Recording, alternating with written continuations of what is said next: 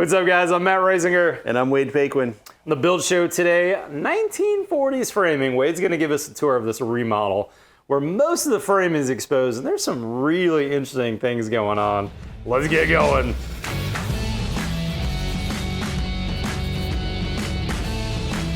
Wade, what's the scoop on this house? So Matt, 1941, when this house was originally built, hasn't really gone through any previous renovations or anything, so a lot of it is existing. And in the process of remodeling the house, we found how they reuse materials, some interesting framing, I believe the original wallpaper from the 1940s, and some other fun stuff. You want to take a peek? Let's go in. Oh man, Wade, there is so much to see. This is awesome. The house is laid bare for us to see the old framing. Yes. Yes. Let's start with the floor. That's the first thing that I immediately noticed. Look at this skip sheath. Is that what they call this, skip sheathing? Where there's some gaps in the floors, it's not perfectly butted tight? Yeah, I'm not sure if there's actually a technical term for that, but they're all 1x12 boards that were reused. And how do we know that? Well, look above you here and you can see Oh, is that all concrete? Yeah, that's all the drip from the slurry when the walls were placed from the concrete. So these were actually used for the wall forms. For the basement. For the basement, and they stripped them and reused them for our subflooring here. That's pretty awesome. Yeah. Those penny pinching New England carpenters, you gotta love it. Oh, they didn't waste much back then. They used whatever they could, and course. you can see that in a couple examples around here, like where some of these 2x8 floor joists are actually 2x8 T and G. Is that right? Not even just a regular 2x8. So Oh my gosh. anything would work. They used it. These look like fairly modern 2x8s.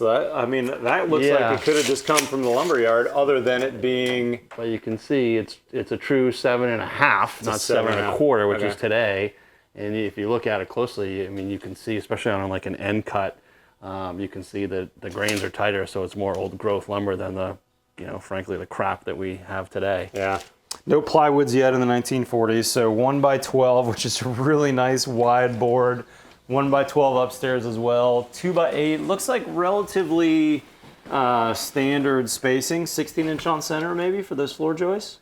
Yeah, I think it's a little tighter than that, and then I don't think they're all consistent. Yeah. And we see that throughout the house. Like we look at this wall, for instance. You know, you've got 14 on center here, 13 1/4, 15 5/8, 16 1/2, and so on. So it looks like incrementally is going up, but there's no rhyme and reason for it, because back then there was no full sheets of gypsum board. They didn't have your 4x8 sheet. It wasn't on 4x8 dimensions at that point. Right, so that's when 16 on center basically came on board to accommodate dividing up those sheets in that incremental way. So you could have a 4-foot sheet, a 2-foot piece of the sheet, 6-foot, 8-foot, 10, 12, so on. So on pre-1950s houses, when sheet goods started to become more common, you might see that regular 16 spacing, but on this kind of pre-World War II house, really, random spacing, that's pretty wild. Yeah.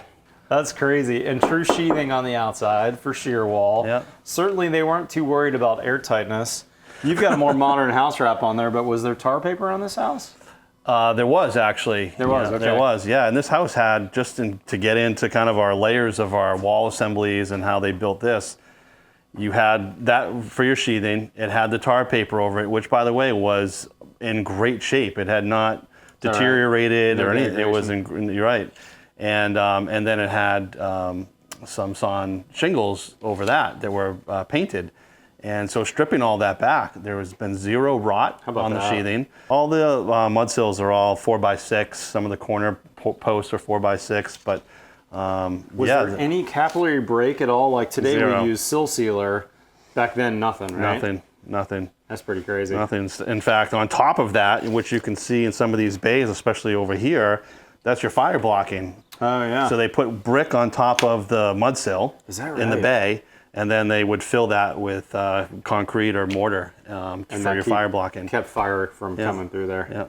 Also interesting to see this modern LVL in here. I'm assuming this was a bearing wall you guys took out. Yep. And really nice to be able to have a modern LVL to sink in there.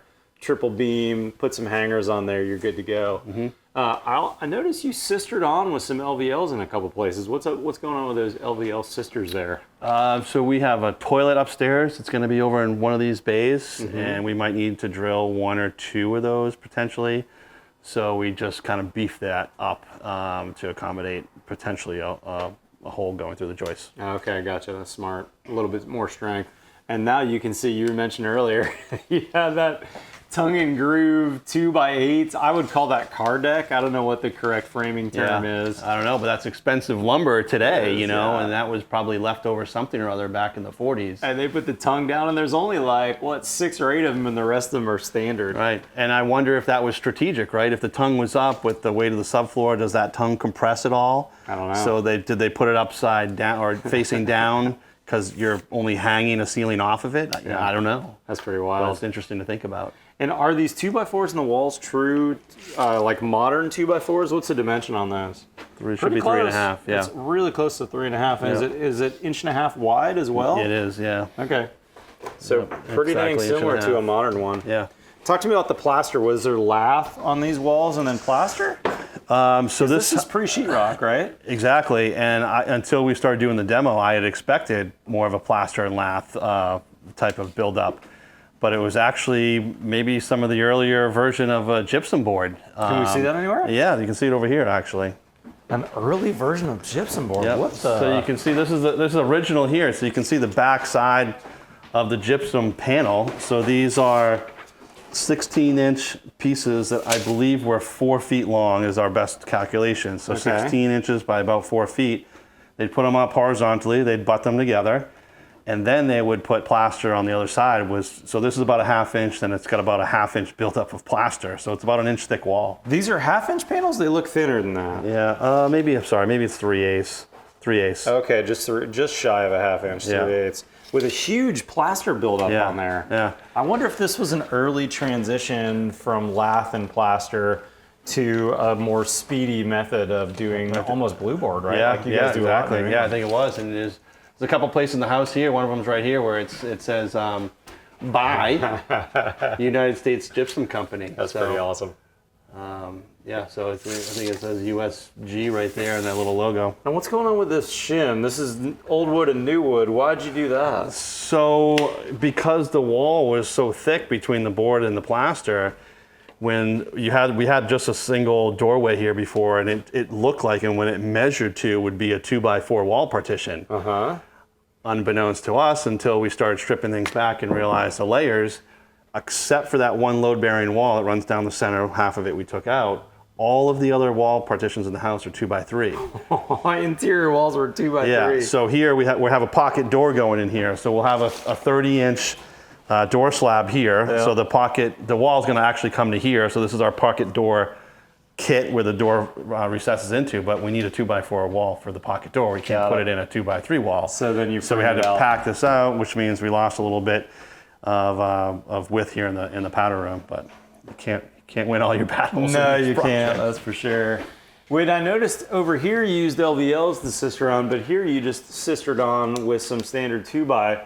Why was this necessary?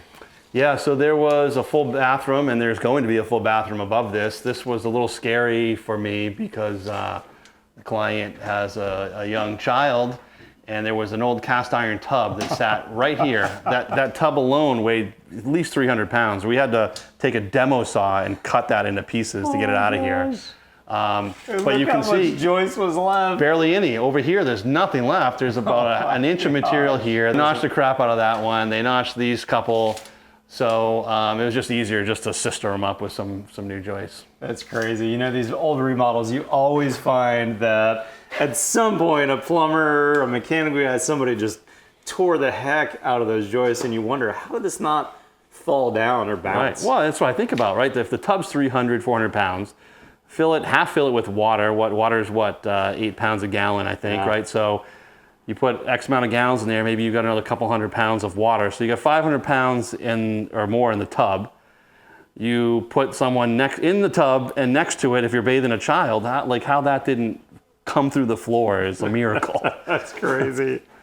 Fun tour, man. 1940s framing. Interesting to see that old wood with really no problems. Yeah. And the point I want to make on that is, remember, these old houses, no insulation originally when this was built. None.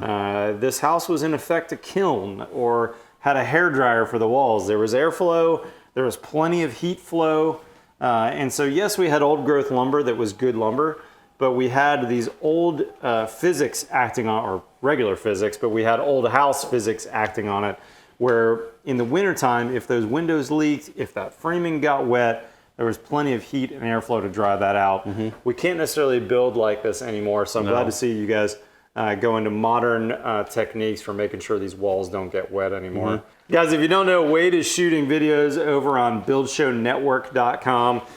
He also has a whole series about a house he's building over on Block Island, because he builds here in Newport, Rhode Island, and on Block Island. Does some gorgeous design build work. You should check out the renderings for this house too. I mean, some amazing work here, Wade. Go follow him on Instagram. Go check out our videos. Otherwise, we'll see you next time on The Build Show.